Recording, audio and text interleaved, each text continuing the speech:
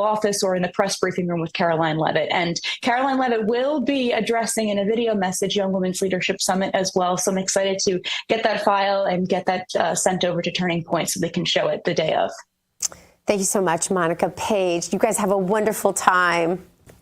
Thanks so much, guys. All right. Coming up, ABC fires reporter Terry Moran for an anti-Trump social media post. What does this mean for ABC? We're going to tell you. And later, music legend Lee Greenwood in the house. Okay, not in the house, but I mean on the show to discuss God Bless the USA going double platinum. You won't want to miss this. We're going to be right back. The fun starts again in 2 minutes.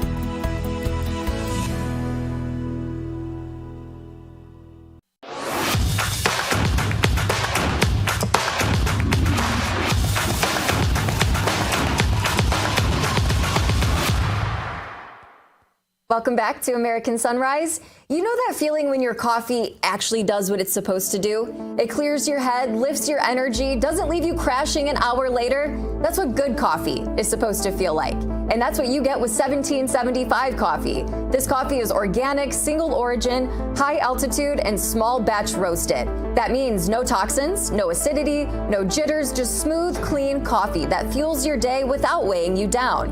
And right now they're offering a free starter kit. That's 3 bags of premium coffee plus exclusive coffee merch, including a matte black tumbler, frother, gold scoop, or reusable K-cup filter.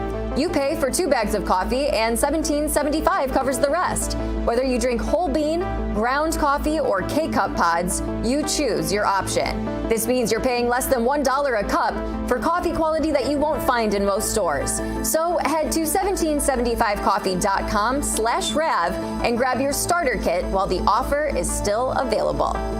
Okay, now that we are caffeinated, it's time to stay awake, not woke. And woke journalist Terry Moran is officially out of a job at ABC News. Moran's exit from the network comes 2 days after his controversial post on X about President Trump and Deputy Chief of Staff Stephen Miller, calling them both world-class haters. In a statement, ABC says Moran's contract was close to expiring and, quote, based on his recent post, which was a clear violation of ABC News policies, we have made the decision to not renew. Let's welcome to American Sunrise, Adam Weiss, the host of Media Exposed for us here on Real America's Voice. You know, Adam, I saw the video that Terry posted. He said he's going over to Substack. I must admit, though, I thought what he said was awful in his post, definitely controversial, but why is he the sacrificial lamb?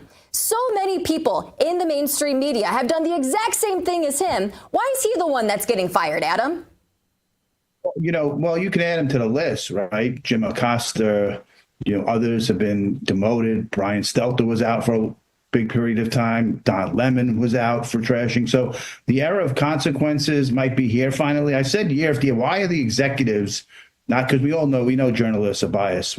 That's just a fact now, 90%, 95%. But why are the executives allowing their journalists, and he's one of the biggest journalists. He's one of the biggest international anchor, ABC Nightline anchor, international anchor. And the ironic thing, Emily, is Donald Trump, the president, gave him one of his exclusive interviews on his first 100 days, where they always say he's a dictator, he's this. But who did he go to? One of the most biased journalists who called Barack Obama the greatest thing since sliced bread, who said when he was talking about Barack Obama, he called him he's taking a demotion like George Washington did. So finally, there's consequences, and it's good because it can show the other journalists out there and the other news anchors, hey, you're not going to treat half the country so terribly and call them all sorts of names and get away with it anymore. Well, Adam, we know that you are always calling out the media, so I want to get your take on this as well. FBI Director Kash Patel is suing an MSNBC columnist. Patel is suing columnist Frank Figliuzzi for fabricating a specific lie, claiming he was partying at nightclubs more than he was at headquarters. This is, of course, referring to Patel. Adam, what do you make of this? Good for him, because if they did this 10 years ago, they would hit with a big hammer over the head, Trump and all the people that were his allies and worked for him. A lot of reputation to ruin, a lot of lies were ruined, a lot of money was spent on legal fees, and they never sued back then. They just went with it and thought it was the natural occurrence, the way they were treated. Good for them. Hold them accountable. Don't let people malign your character, lie, fight back, and go to the courts if you have to. This is a good thing that he's doing, Kash Patel. Just like Trump won somewhat in the range, I think it was $15 million from ABC about lying to him, and now he's going with CBS and Paramount, and they're going to settle soon, I believe. Yeah, I think you're right, Adam. Always a pleasure to see you and speak with you. Thanks so much for joining the show. Thank you. Coming up, more and more young people are joining the Catholic Church. What's driving this? We have the updates on American Sunrise.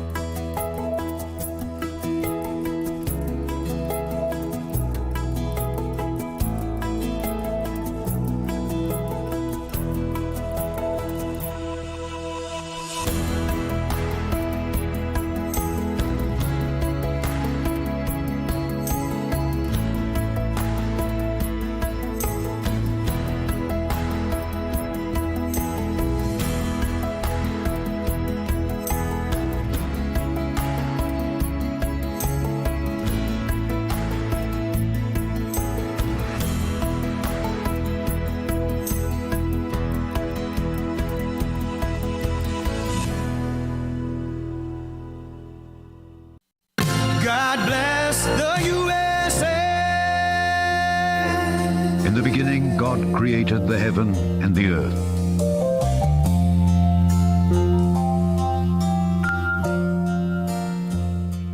Welcome back to American Sunrise. It is time now for our Moment of Faith, brought to us by Lee Greenwood and the God Bless the USA Bible. And in focus today, as we prepare for Father's Day this weekend, we're taking a look at the concept of masculinity and how faith plays a role. Hard work, responsibility, and self-reliance are all cornerstones of how most conservatives view masculinity. But society today, infected by pornography and liberalism, has sought to redefine what it means to be a man. The new book, Embracing Masculinity, Lifting Men Up in a World That Pushes Them Down, serves as a guide for men and challenges their beliefs about their roles. Let's welcome to American Sunrise, Braden Sorbo, the author of Embrace Masculinity. Braden, it's good to have you with us on American Sunrise. Well, thank you. I'm excited to be here. Yeah, and it is an exciting topic as we think about Father's Day. You know, Braden, we live in a time when Dylan Mulvaney is celebrated for femininity and transitioning, and anything masculine is suppressed. So tell us about this book and why the world has tried to push men and masculinity down. Well, the book is a guide for young men. It is a discernment tool or a checklist for young women. So there really is something for everybody in here. But the purpose of the book is to uplift. And a lot of people have forgotten that message in today's day and age. You have Hollywood, the music industry, and the culture inherently telling men that being masculine is wrong. I mean, the music industry pushes feminine rap for men, but masculine music for women. It pushes in Hollywood the feminization of men with actors like Timothée Chalamet versus the strong female leads that we see constantly. And so the subjective messaging that young men are being forced to listen to and to watch is that they are useless, that they are replaceable, that they are expendable, and that they do not inherently matter. And a lot of young men are disconnecting from that because it is not grounded in reality. And so they're searching for reality. And that is what I hope to provide with the book. The National Catholic Register is reporting year-over-year increases of 30% to 70% in new converts to the church. In Fort Worth, their diocese saw a 72% jump. This isn't just happening in the Catholic Church. This is happening in Christian churches all across America and really across the world. How do you attribute this? Well, it's interesting to see where the genders are going. Young women are overwhelmingly opting for non-denominational, large churches of Christianity, those kind of evangelical sects, where young men are instead, like you said, opting for traditional religion, whether that be Catholic or Orthodox. And the return is all but surprising. The reason why young men are deciding to become Catholic or become Orthodox, I myself became Catholic this past Easter. The reason we are choosing this route is because of the tradition, because of the order, right? The church has been around for 2,000 years. The roots have already been established. And so as a young man, I yearn for a sense of responsibility. Just like everybody else in this world, I want to feel valued. And when I have a guide, a roadmap, a plan, something that I can follow that is the foundation of my faith, I have a better sense of purpose and I can realize my inherent value as a human even more than I would in any other way, shape, or form, which is why so many young men are coming back to this tradition, because we seek order. We desire that order in life. And that's what the Catholic and Orthodox churches are providing. Braden, just about 30 seconds left. I interviewed your dad for Father's Day. When I asked him, what's one thing you really wanted to instill in your children? He said faith. Talk about your dad and what he did in regard to that. Well, growing up, he was raised Lutheran, but we became sort of evangelical in California, so Protestant denomination. And we made an effort to go to church every Sunday. We made an effort to read the Bible every day and to pray as a family every day. Well, and that's exactly what it is. And I think he's done a great job in you, Braden. So thank you so much. And your mom, too. Yeah, and Sam, too. Exactly. Embracing Masculinity is the book, Braden. Everyone should get it and read it. Thanks, Braden. Sorbo Studios, thank you. All right, back with the second hour of American Sunrise in just 2 minutes. Stick around.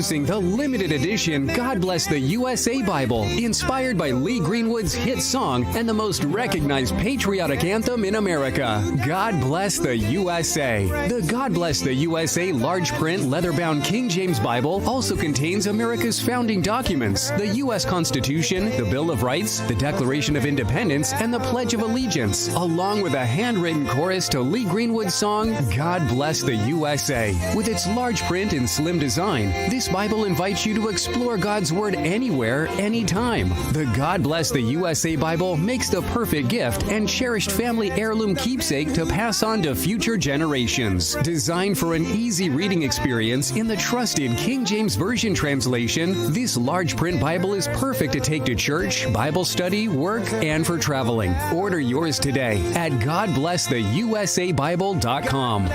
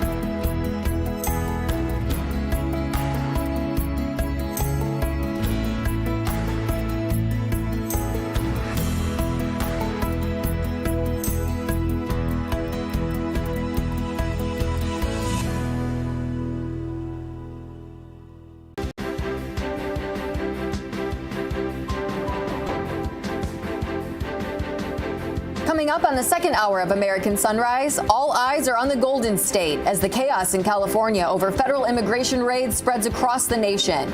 The latest on the situation ahead. Plus tariffs and the trade deal between the United States and China. What still needs to happen for the two world economic leaders to make this deal official? Find out. And the iconic Kennedy Center takes center stage as liberals fume over the opening night of Les Mis. The details on what happened in D.C. last night and so much more as the second hour of American Sunrise starts right now. Good morning, America. Welcome to American Sunrise. Whether it's culture, We have breaking news to share with you. politics, President Trump is joining us live now from Florida. We've got you covered. This is what it looks like to be a patriot. We have to protect the American family. The American dream is still alive. I'm David Brody. I'm Terrence. And I'm Dr. Gina.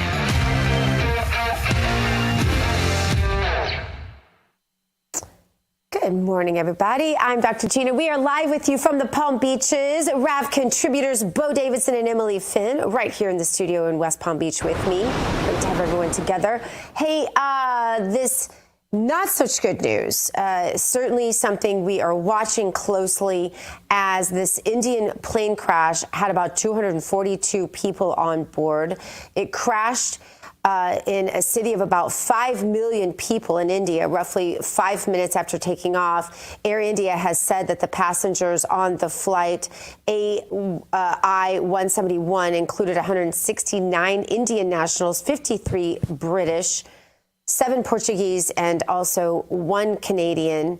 I don't know that there's a lot of hope, Bo and Emily, but there is some news that perhaps there was one part of the plane that didn't burn as badly. There were stretchers going in and out of a hospital. Now, that doesn't mean that, it sure looks like a fireball to me, but there's just a little bit of hope because there were some stretchers being brought onto the scene. You don't bring those in, for casualties, so there's a little bit of hope. But the sad part of this is also it looks like the building adjacent was affected, and that's a student building. Emily? Yeah, that's correct. It's a college for medical students, actually. I know that there was a few reported incidents of people that were, at the very least, injured there on the ground. A real tragedy, Bo. Just so sad to see this happen. Should have been preventable. Everyone got on the plane that day not thinking that this was going to be the outcome. Prayers for everyone in that region as they are continuing to clean up the mess of this crash, Bo. Yeah, it's a Boeing 787, which is the Dreamliner. It's a very safe plane. It's been around, I think, for about 17, 18 years. These things go through meticulous inspection, but if both engines were lost, takeoff and landing are always the most dangerous, critical times for aircraft.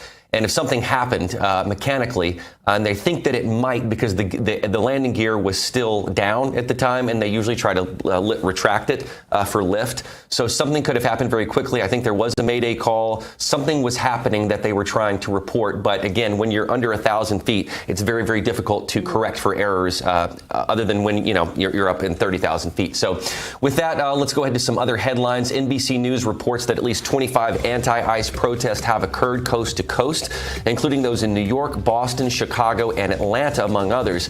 The protests continue as a targeted enforcement operation centers on Los Angeles. 700 Marines and 2,000 National Guard troops have been deployed in the LA area in an attempt to protect federal assets downtown. LA Mayor Karen Bass instituted a curfew which begins at 8 p.m. until 6 p.m. She added that 29 LA area businesses were looted just on Monday alone. And in a related story, California Governor Gavin Newsom stated to Politico, quote, "It's just an extraordinary moment, and I don't want to overstate it, but these are the words of an authoritarian. Whether he acts on it or not, the chill that it creates is real, and it's a very serious moment, very serious. He's unhinged, and he's acting recklessly, and the threat of Marines coming in the United States, this is a very serious and sober moment. We are going to stand firm." Newsom has described the protest in Los Angeles as largely peaceful. And breaking this morning, Israel has recovered the bodies of 2 more hostages as Hamas attacks a Gaza aid group. The IDF said it has recovered the body of Yair Yaakov and another hostage in the Khan Yunis region of the Gaza Strip. The identity of the other hostage has not been released. Now let's toss it back to Dr. Gina.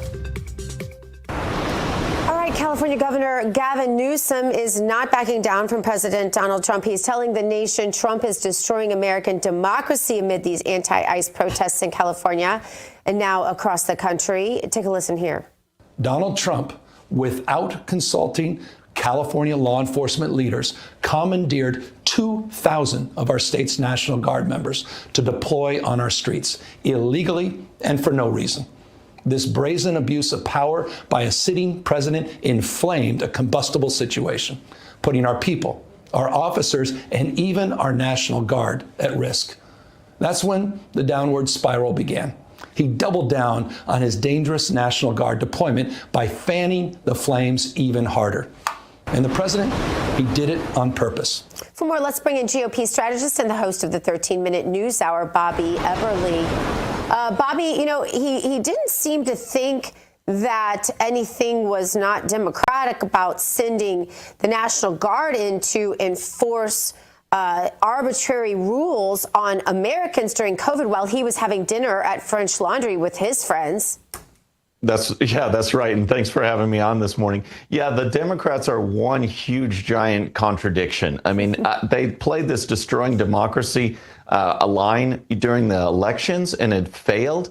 And now, as they are destroying democracy, they are sticking with the destroying democracy talking point. It's just unbelievable. This violence was going on before Trump acted. He acted in order to quell the violence that is being encouraged by Newsom and those on the far left. I mean, they are siding with illegal gang members, rapists, drug dealers, human traffickers. And all of these protests are to protect them and to go against law enforcement. So if you want to fan the flames of aggression, one of the things they do is they go after law enforcement. And this is legal actions rounding up people who shouldn't be here with criminal records. And the protest is just unbelievable to the American people. Now 56% want deportations to happen compared to about 38% when Trump started his first term. So the nation is on board with getting rid of these people. And when we see Democrats and we see the media talking about, hey, people just having fun watching cars burn, you know, there's something wrong with the left, and the right just and middle America is having nothing with it. Bobby, wasn't that such a shocking statement? There are people just having fun watching cars burn. It's like, my God, just delusional.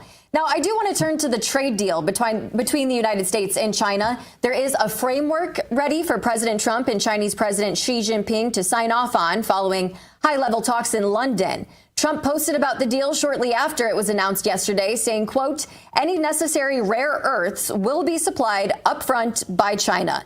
Likewise, we will provide to China what was agreed to, including Chinese students using our colleges and universities. How important was it for Trump to get this deal done, Bobby?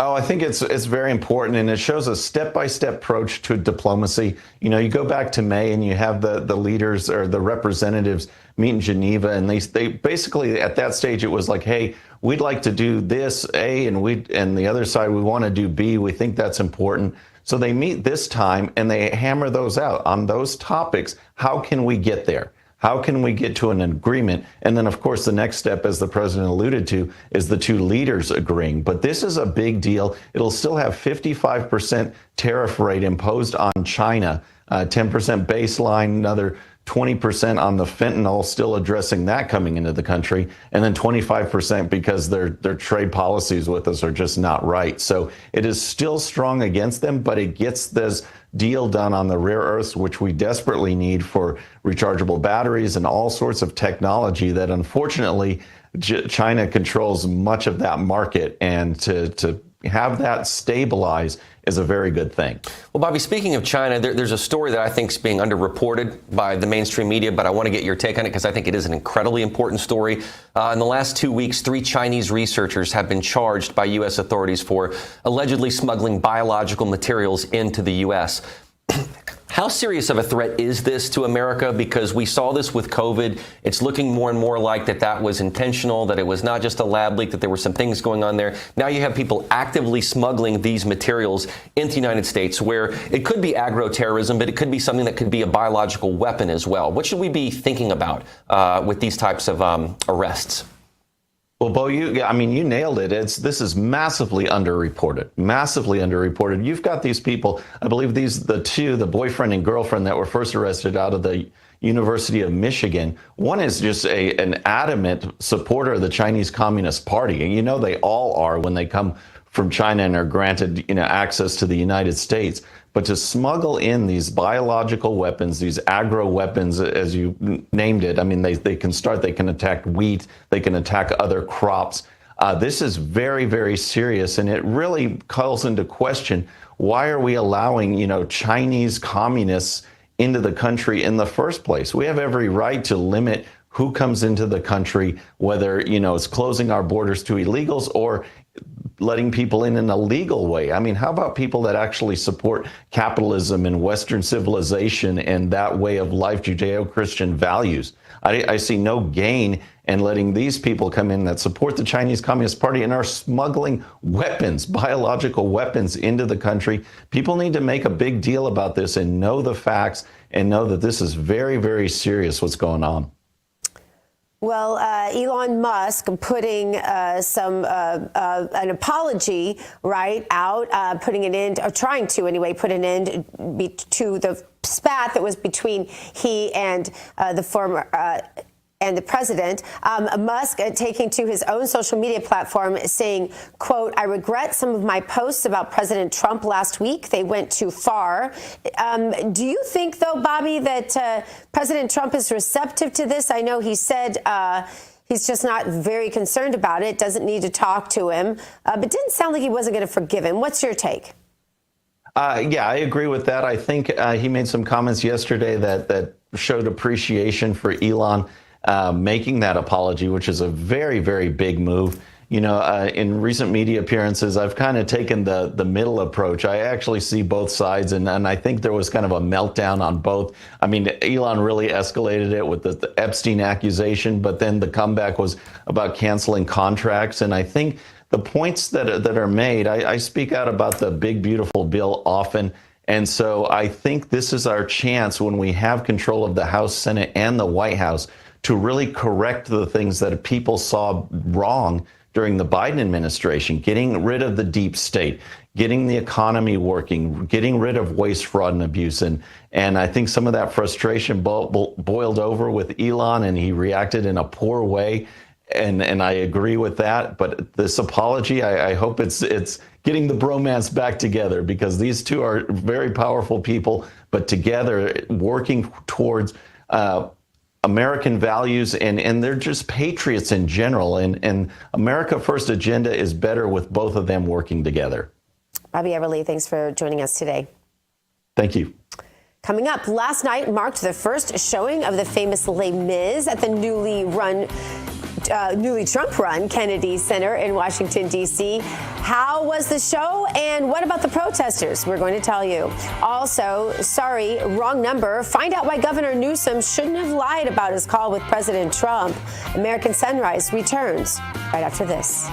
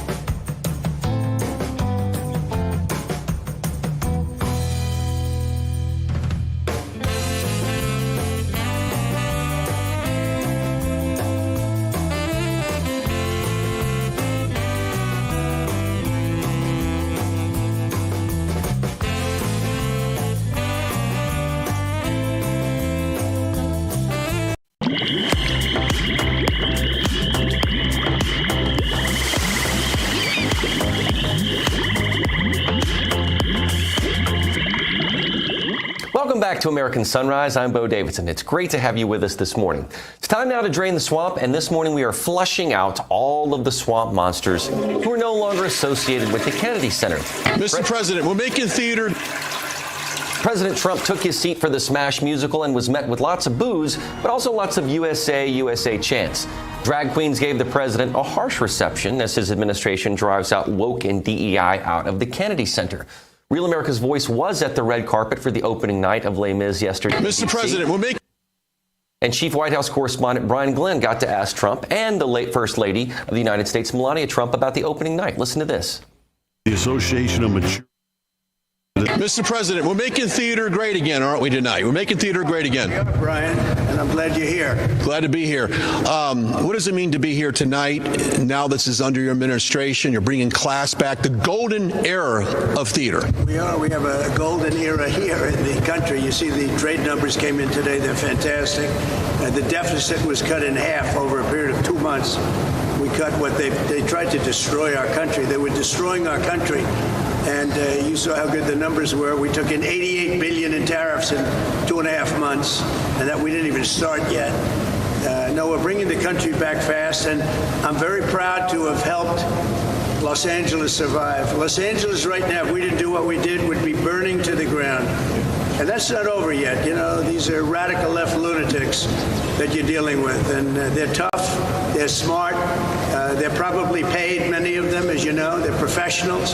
When you see them chopping up concrete because the bricks got captured, they're chopping up concrete and they're using that as a weapon. That's pretty bad, and thank you very much for your question. You're a New Yorker. You've been to 1 million theaters. Do you remember your first theater production that you attended? Yeah, well, a long time ago. I would say maybe it was Cats. Cats. First Lady, do you remember your first theater production you saw?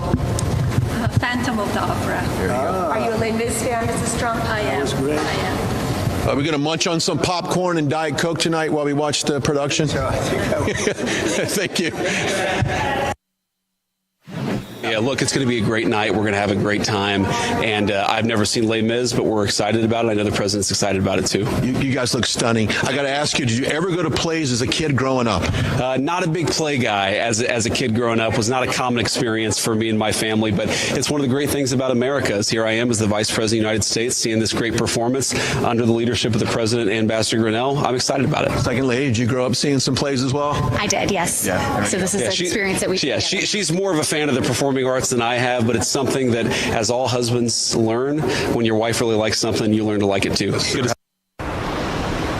Well, let's bring in Dr. G and Emily to discuss. You know, Dr. G, I know we talked about we would love to have been there. Emily, I know you would love to have been there too. We all would. I thought opening night was beautiful. And that remark about J.D. Vance, if anybody knows J.D. Vance's story, and growing up, Hillbilly Elegy, of course, was the book and the movie. I don't think J.D. had much time to be looking at the arts. He was literally trying to survive. So I thought that was a very refreshing and honest answer. But I want to get you guys' take on what you thought about opening night for Les Mis and what a royal occasion it was. Well, I can't get over. I mean, when I flew on Air Force One with the president, my mind always goes back to this. I watched him at Mar-a-Lago too. He eats steak and good things. They generally speaking at Mar-a-Lago, besides the Diet Coke. But on the airplane, I will never forget this. Everyone else was served beef tips. I still have the menu the very first time, and this is in his first administration. And he had McDonald's brought in, and they had a bowl of fruit next to him in the little Oval Office set up there on the plane, and he pushed the fruit away. I'm sitting across the desk from him, and he brought over his cookies and Starburst. The man, he knows what he likes to eat, and I appreciate that about him because I have my own things that I like to eat too. But I loved how when Brian asked, "Are you going to be eating your popcorn and drinking your Diet Coke?"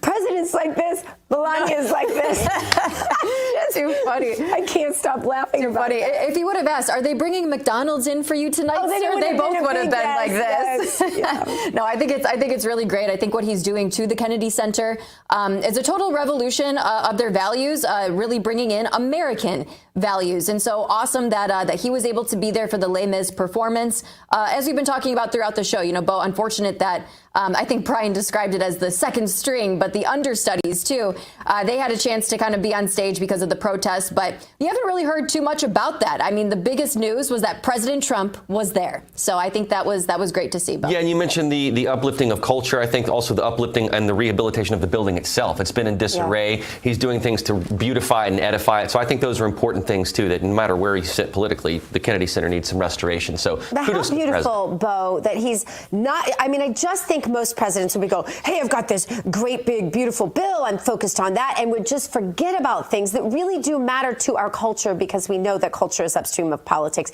He's not forgetting the details. I think that's important. And Les Mis is one of them. It's a fantastic musical. Yes. I love it. Coming up on American Sunrise, President Trump is owning Gavin Newsom amidst the LA riots. Find out how the president won up the embattled governor of California. All those details are ahead. Also, can the Trump-Elon Musk relationship be repaired? Find out what the Tesla and SpaceX CEO is now saying after a rocky week of fiery exchanges. Coming up, more American Sunrise in just minutes.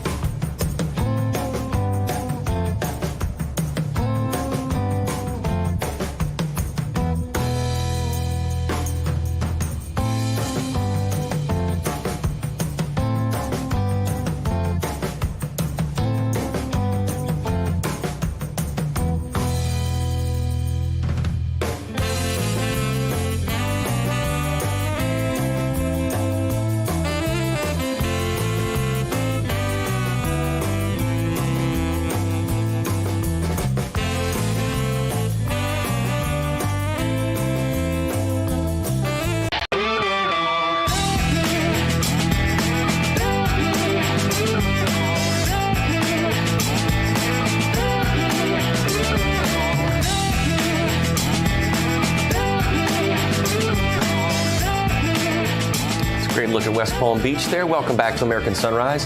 The bell at the New York Stock Exchange will ring in just a few minutes, but as we wait, let's take a quick look at the futures. Looks like we have the Dow down 162 points, S&P down 15, NASDAQ 48.5. Silver and crude oil down in the red, but gold is showing some promise right there in the green. Emily? Like some red there today, Bo. All right, thank you. We will check back in with you in a few moments. We turn now to the ongoing feud between President Trump and California Governor Gavin Newsom. Was there a phone call between the two leaders? When did that phone call happen?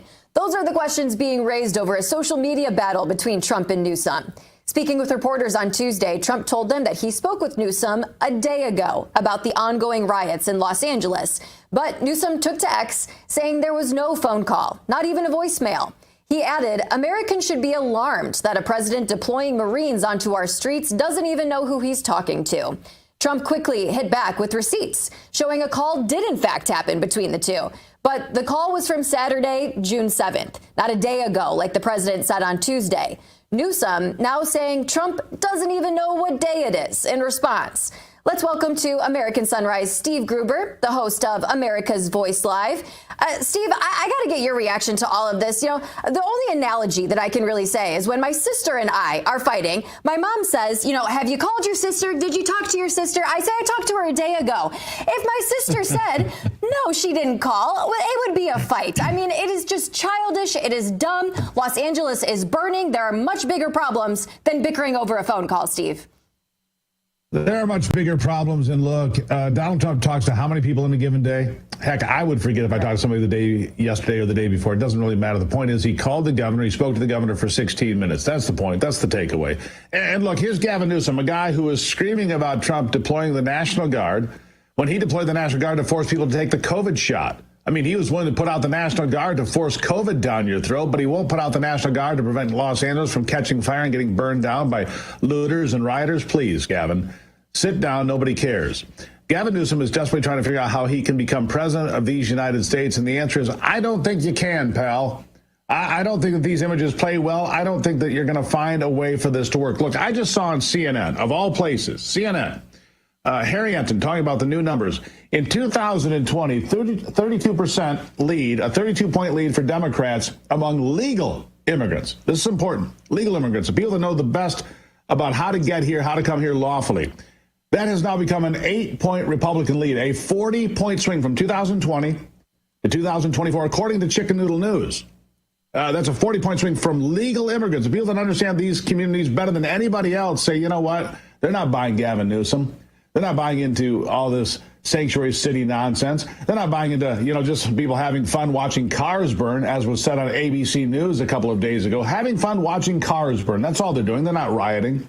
Please. People are rejecting this across the board. Meanwhile, Mark Mitchell over at Rasmussen shows that Donald Trump's approval numbers continue to be solidly above 50%, and he continues to maintain a lot of popularity. That's the takeaway, folks. And the phone calls, who cares? Yeah, I am so with you on that, Steve. But I will say, Gavin Newsom is like a cockroach. I mean, this is not the first time his city has seen riots like this. He just continues to survive. I really hope that the people of California are able to wake up, especially after something like this, and really vote him out. Before we let you go, though, Steve, on Saturday, we're going to see a huge show of our military's might in D.C. Are you looking forward to this massive event? Well, I'll be on hand. I'll be right there on the risers for Real America's Voice, downtown D.C., as I watch it happen. So I'll be covering it firsthand, along with Steve Bannon and others here on Real America's Voice. There you have it. The U.S. Army 250-year celebration. It's also Flag Day, and yes, it's also Donald Trump's birthday. So a lot's going to be happening. It's going to be complete coverage from 4 until 10 on Saturday. I'll be right there on the riser giving you firsthand observations of what I'm seeing and how it's going. And if people decide to get ugly, which they may for this No Kings protests that are being held in 1,500 cities around the country, I'll be there for you as well in the nation's capital, giving you a full blow-by-blow, up front row seat conversation, and we'll look at what's happening and tell you all about it right there and right here on Real America's Voice. Yep, we know you'll give us the latest. Steve Gruber, our viewers are definitely looking forward to tuning in this weekend to see you, just like they tune in every day on America's Voice Live. Thank you so much for letting me fill in for you yesterday. That was quite an honor. Steve, thanks for joining the show. Thank you. Now let's head back to Bo Davidson for the opening bell at the New York Stock Exchange, sponsored by AMAC. The Association of Mature American Citizens is the conservative voice for Americans 50 and older. AMAC is fighting for the values that you hold dear. Join today. Together, we can write the course of America. And we are awaiting the opening bell at the New York Stock Exchange. As you can see there, the opening bell will be rung by Ategrity Specialty Insurance Company. Their ticker is ASIC. They are celebrating their initial public offering this morning, and to honor the occasion, CEO Justin Cohen and Chris Schenck, President and Chief Underwriting Officer, will be ringing the opening bell, which you're hearing right now. Ategrity tries to make the underwriting process for small and medium-sized business companies more efficient. Let's take a look at how the market is looking right now as we open up. We've got the Dow down 160 points, the S&P down 9, NASDAQ down 37, oil down just a point. But we do have some green there on gold, as you can see. Well, since Trump was sworn in, it's incredible to think of the progress his administration has already made. It is not easy to move mountains at the speed of light. However, when they're trying to right the country, they can't also take your personal finances into account. You've got to do that. And that's why thousands of Americans are buying gold right now from Birch Gold. Here are the facts, folks. In the past 12 months, the value of gold has increased by 30%. Central banks are buying gold in record quantities, so demand doesn't seem to be subsiding anytime soon. The Rio reset is on the horizon, where BRICS nations are looking to unseat the U.S. dollar as the global reserve currency. But you can find peace of mind in gold. Birch Gold makes it extremely easy to convert an existing IRA or 401k into a tax-sheltered IRA in physical gold, or you can even buy some to store in your home safe. All you got to do is text America to 989898, and Birch Gold will send you a free info kit on gold. There's no obligation, only useful information. And with an A+ rating with the Better Business Bureau and tens of thousands of happy customers, you can take control of protecting your savings today just by texting the word America to the number 989898. And still to come on American Sunrise, California gubernatorial candidate Steve Hilton joins the show to discuss President Trump's response to the LA riots and what he would be doing if he were Governor Gavin Newsom. That's a scary thought. That's next. But first, a performance that will give you goosebumps. Country music icon Lee Greenwood will be here as American Sunrise continues in just a few moments. The flag still stands for freedom, and they can't take that away. And I'm proud to be an American, where at least I know I'm free. And I won't forget the men who died, who gave that right to me.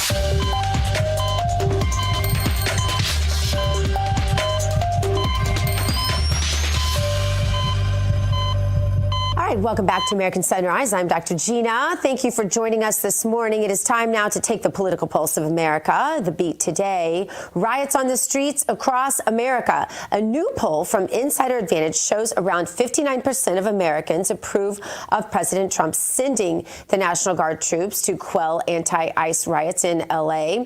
This, of course, is compared to 39% who disagree. Violence, mass chaos has overtaken the city of Los Angeles since last week amid federal immigration raids. Some protesters are even throwing cinder blocks, water bottles, and more at law enforcement officers. I just want to know how this is peaceful protesting. A lot of Americans want to know as well. There have been many burned cars, police cruisers during the riots. Trump has deployed more than 4,000 National Guard troops and around 700 Marines as well to help keep the peace in check. Many Democrats criticizing Trump's move, including California Governor Gavin Newsom, of course, and LA Mayor Karen Bass, calling it an escalation tactic. Joining us now to discuss the riots in LA, Republican California gubernatorial candidate Steve Hilton. Steve, welcome to the show. Steve, I want to get to the riots, but regarding your eye on the governor's mansion, I know it's pressing in our viewers' minds that we all know California is, let's see, A, corrupt, B, Democrat supermajority, and 3, they steal elections. So what is your plan to overcome these arduous hurdles in an effort to win first the primary, of course, and then the general? Well, Gina, you're completely right. I mean, it's a disaster here. 15 years of Democrat one-party rule, and everything is failing, including the way that they run elections. But look, there's a simple point, which is that Donald Trump did better in California excuse me, than any Republican presidential candidate in a generation. And here's the basic numbers.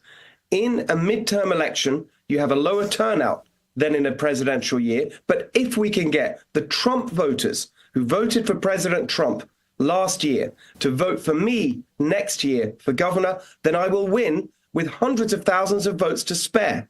And so that's the heart of this, is to have the same appeal that Donald Trump has to working class people of all backgrounds and all races who just want a better life, who want to put America first, and who want to see an end to the nonsense and the far left lunacy, just as the nation did after those terrible years of Biden. We've got to do the same here in California after these disastrous years of Newsom and the Democrats. So it's not going to be easy to win, but I've got a path forward, and I'm very excited to be doing it right now. It is exciting, Steve. And I want to get your thoughts on your initial reaction to the news of President Trump deploying National Guard troops and Marines to quell the situation. Do you think there could be more of these if the riots don't stop? And your reaction also to Gavin Newsom saying now he wants the authority of the National Guard back under his control when he did nothing to begin with. I mean, he's a joke. Sometimes I think of him, he's a governor in name only. He's not doing anything. He's just putting out ridiculous statements all the time, attacking President Trump, filing lawsuits instead of upholding law and order. Meanwhile, it's the president who has to come in and act. And so the simple answer to the question is, of course it was necessary. You had federal law enforcement officers being physically attacked, their lives in danger. Local law enforcement not doing anything about it. State law enforcement not doing anything about it. What else is the president supposed to do? It's his responsibility, the first responsibility, to protect federal law enforcement who are under attack from a mob. And it was his action in bringing that kind of enforcement power that finally prompted Karen Bass, the mayor and the police chief in LA, to step it up. And only by the 5th or 6th day did they even start to get a grip on it. That could have been done on day one. And by the way, if I were the governor, it would have been done on day one. And in fact, if I were the governor, we wouldn't even be in that situation, because unlike the Democrats, I would have cooperated with Tom Homan and ICE so we could get the violent criminals out of our communities without even the need for the kind of operations that the far left used to incite this kind of violence. So the whole situation would have been different if we had me there. But now that we have this terrible situation, of course the president was right. And it's only his strong action that I think is exactly as he says, that saved LA from a far worse fate.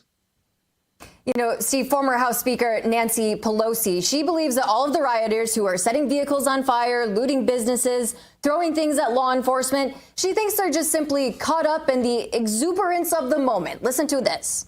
And I say this as a former party chair, when there is a gathering, a large gathering of people, the anarchists see it as an opportunity and they move in. So always have to be careful whether you see a burned car, a broken window, or whatever it is. It may be the exuberance of the moment, but it may be the anarchist setting in. I heard one of the former police chiefs of Los Angeles speak about this on Sunday. Is that a bad choice of words there, Steve? Yeah, funny she didn't say that in January 6th, by the way. Go ahead, Yeah, Steve. and, good point.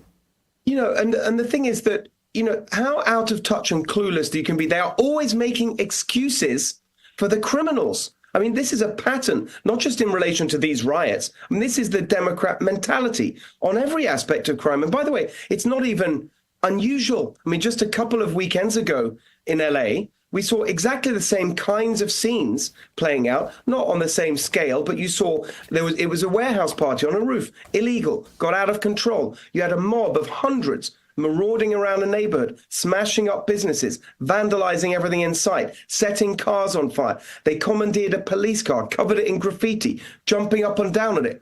What did the police do? Nothing. There was not a single arrest. So the message has gone out to any troublemaker, not just in LA, but across California. Democrats don't care. And that's the theme of what's gone wrong in California.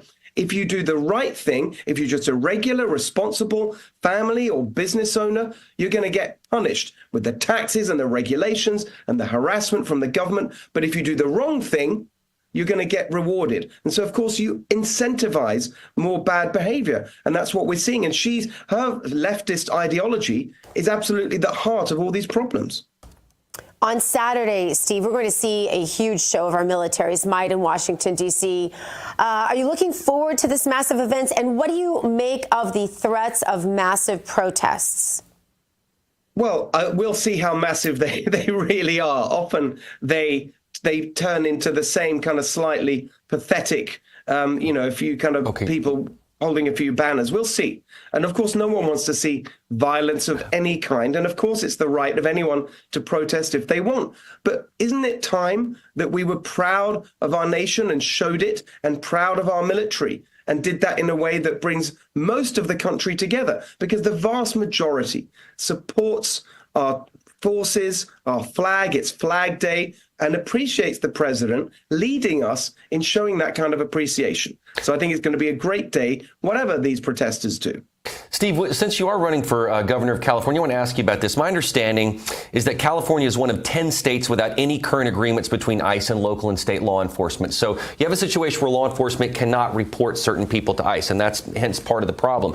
When we look at the arrest that Caroline Leavitt highlighted the other day, Guatemalan nationals, Honduran nationals, people with arrest record of child pornography, domestic violence, rape. Talk to us about California itself and why there are certain loopholes that permit people like this on the streets. Well, it all goes back to 2017 when a bill was passed in California, what they call the Sanctuary State Bill. This was in the early days of the first Trump administration. It's SB 54. And that is what they call the Sanctuary State Bill. And that is used as an excuse to not have cooperation by sheriffs, by police chiefs, by everyone in California. And they say, this is the phrase you hear the whole time. Our hands are tied. There's nothing we can do. State law means that we're not allowed to cooperate with ICE. That is false. That is not true. I've read the legislation. I'm holding a press conference this morning in downtown LA, right by the federal building, to point this out and to show what real leadership on this looks like. Because actually, even within California's sanctuary state law, there are a list of crimes, including the ones committed by the people we saw arrested here last week, which allow cooperation between California law enforcement and ICE. And yet all the people here in California, including, I'm sorry to say, some Republican sheriffs, say we can't do anything, can't cooperate with ICE. Not true. Even within the extreme sanctuary law of California, you could do it if you had the will to do it. And that's why I'm running for governor. We've got to get people back in charge with clear convictions and the determination to uphold the rule of law and to get these violent criminals out of our community and our country. All right, Steve. Well, I want to have you back because I want to ask you about the corruption and the line of money between the Democrats and the politicians in California that has caused the supermajority and the corruption there. So we want to have you back as soon as we can. Thanks for joining us. Thank you so much. Great to see you all. Thanks. Good to see you. All right, country music icon Lee Greenwood joins us next. Lee just hit a career milestone. He'll fill us in on that. It's a big one. And that is next on American Sunrise as we continue. Stay with us.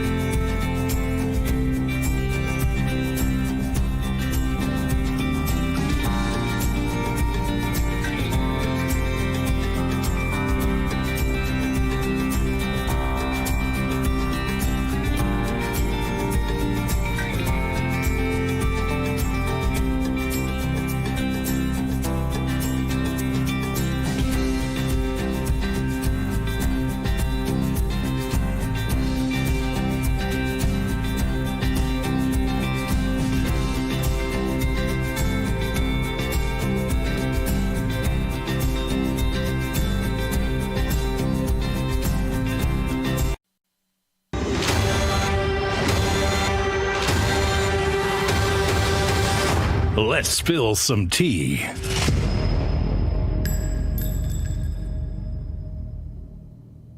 Well, welcome back. I'm Bo Davidson. Let's spill some tea, sponsored by the Artillery Tea Company. ArtilleryTeaco.com is the website. Use the promo code America's Tea for 25% off your first order.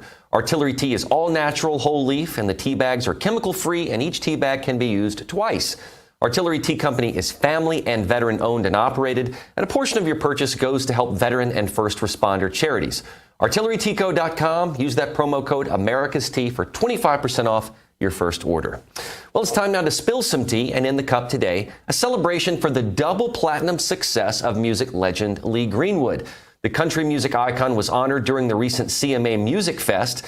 Greenwood was given a plaque from MCA Records Universal Group for 2 million sales of that great single, God Bless the USA. Joining us now is the aforementioned famous singer and songwriter himself, Lee Greenwood. Good morning to you, sir.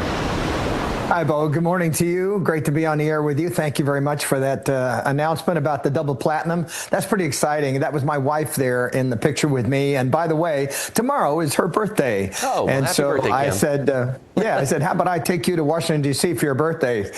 She said, yeah. Well, Lee, let's talk about the double platinum. You know, I know that as a singer, of course, I don't have all the awards that you do, but after the umpteenth award, maybe it could feel mundane. But I have a feeling that with you, especially getting double platinum now, that it's no less rewarding. Talk about how that feels. Well, of course, it's amazing. And I have to tell you that I wrote God Bless USA in 1983, and here it is still, I guess maybe a little bit of a tribute to downloads, of course, to Spotify and Alexa and the people who, can keep the song alive. But I think my association with the president has made a great big difference in how many times it was played, how many people hear it, and keeping God Bless USA in the forefront. Well, Lee, you gave fans quite the nostalgic performance in Nashville earlier in the month. Rock legend Kid Rock opened up his new restaurant called the Detroit Cowboy. I love the name of that. And you gave a patriotic performance, which we're watching here right there at the piano, to get everyone on their feet to dance and sing. All these decades later, knowing that 1984 hit song still leaves fans with goosebumps, describe what it was like here at Kid Rock's Detroit Cowboy, what that performance was like. Yeah, Bobby's a good friend of mine, and we were in the club together, and I saw the piano sitting there. A lot of people had said, "Are you going to sing? Are you going to sing?" I'm like, "Well, I don't know. Am I?" And I asked Kid Rock, and he said, "Sure, if you want to." So it was kind of spontaneous, and then at the very end of that of the song, I just kind of stood up and said, "Everybody want to sing?" And everybody did. The whole place like erupted, and that's so cool, when that happens, because sometimes it's spontaneous and sometimes you try to plan it, but this time, as you see in the video there, I just stood up and the whole crowd is like cheering, and yeah, that's patriotism. That's where it starts. I mean, with people who feel good about America and they feel good about who they are and patriotic at this time. And here we go tomorrow, after my wife's birthday, we're going to D.C. and then of course the president's birthday, 250 year of the anniversary of the United States Army. What better thing to have a parade? I love a parade. I hope you love a parade too, Bo. I do. I'm performing in a few of myself, and I think they're great. In fact, one of them, I think, for Memorial Day in D.C. We'll talk about this spirit of patriotism. You mentioned the fact that the song kind of experienced a new renaissance, obviously being kind of brought into the fold by President Trump. There is a new sense of patriotism, but as I think about what happened at the Kennedy Center last night as well, Lee, it seemed that we're talking about this golden era of entertainment that President Trump wants to usher in. It's a good time, really, to be both an artist and someone who's patriotic, I think. So talk about this golden era of entertainment that President Trump is ushering in. President Trump is very artistic, I will tell you. He's a Gemini, and of course that means his birthday June 14th, and he has a real eye and an ear for music. And as a trustee now at the Kennedy Center with 32 people appointed there, we intend on making this wonderful, beautiful venue what it always has been in the past, and that is the premier performing arts center of the United States. And you see there the opening of Les Mis last night there in Washington, D.C. at the Kennedy Center. Center, you'll see a great change, I think. I'm not on the committee that has programming, but I will be made privy to it probably in the next month or so, what's coming, and made for audiences that actually just brings tolerance, to, I think, the viewing programming of the Kennedy Center. That really makes me proud to be part of that staff now. Yeah, exactly, Lee. And I think it's important to note that there's both the physical beautification of the building itself, but also the cultural beautifying as well. Well, Lee, before we let you go, and I know you're going to stick around hopefully for the next segment, but you're now sponsoring 3 new editions of the God Bless the USA Bible, the Presidential Edition, the First Lady Edition, and the Golden Age Edition. These Bibles also come in matching custom boxes for extra shipping protection. Tell us a little bit more about these 3 Bibles. Yeah, particularly this one. This is the presidential edition, and it's only 5,000 printed. And so if you need to have one of these right away, you better get it right away. It honors, of course, President Trump. And then we have the version for First Lady. Melania. So if you want to get one of these, go to GodBlessUSABible.com and pick up a version right away, because they're limited editions of these. GodBlessUSABible.com, please. Absolutely. Those are 3 exciting new additions. Well, Lee, please stick around. We'll catch up right after this break.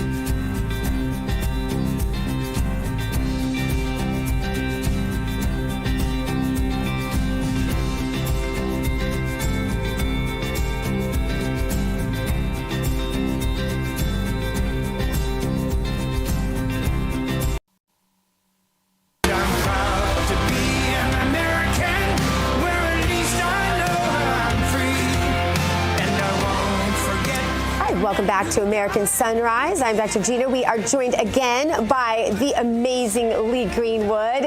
He will be performing in the 250th Army Anniversary Parade in Washington, D.C. this Saturday. That is super exciting. By the way, happy birthday to your beautiful wife, Kim, who is my friend. I have to get that in there as well.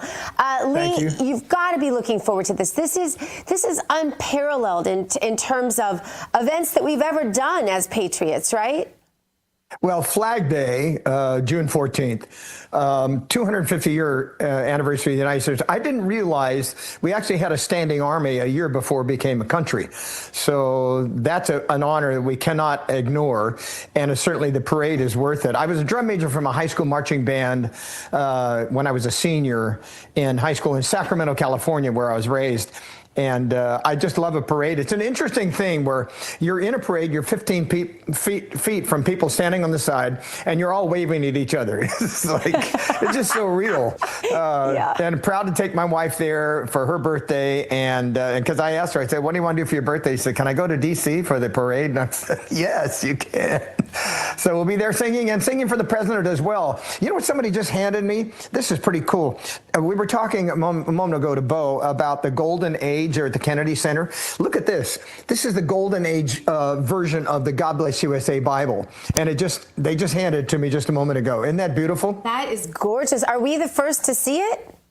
You are the first to see it. GodBlessUSABible.com, and it's a limited edition. So in addition to that, I also have a camo version for our soldiers. Speaking of the 250-year anniversary of the Army. Love that. So GodBlessUSABible.com, you can get this one as well. Isn't that cool? Hey, Lee, tell us real quick, too, about what's in these Bibles, because I know you have some of the founding documents in there as well, correct?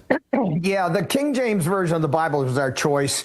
And somebody said the other day, how did you decide on doing this? I have a lot of people who are friends of mine who have become citizens of the United States. That immigration process for the United States takes about 7 years. It is not easy. And you have to learn an awful lot about the country. So I had some people in our living room, and I have a family Bible on a coffee table. And so they acknowledge the fact that in their early discoveries about the United States, we came here as people who wanted to worship God and not escape religion. And they said it would be interesting if you had those documents, the Constitution, Declaration of Independence, that would be readily available with the Bible. I thought, well, isn't that a great idea? So that's how we eventually came to this idea of having these versions. The King James Version includes in the back of the Bible the Constitution, Declaration of Independence, the Bill of Rights, and we included the Pledge of Allegiance. And I do have a handwritten version of God Bless USA chorus in the Bible, too. Just was a courtesy to the people who put the Bible up. Wow, that's amazing. So beautiful, Lee. You know, I do have this question for you. Is there any words in Scripture, any Bible verses in particular, that you're thinking about ahead of Saturday's performance and this parade, President Trump's birthday? You know, we've been reporting throughout the show that there may be some protests there as well. I hope that you and everyone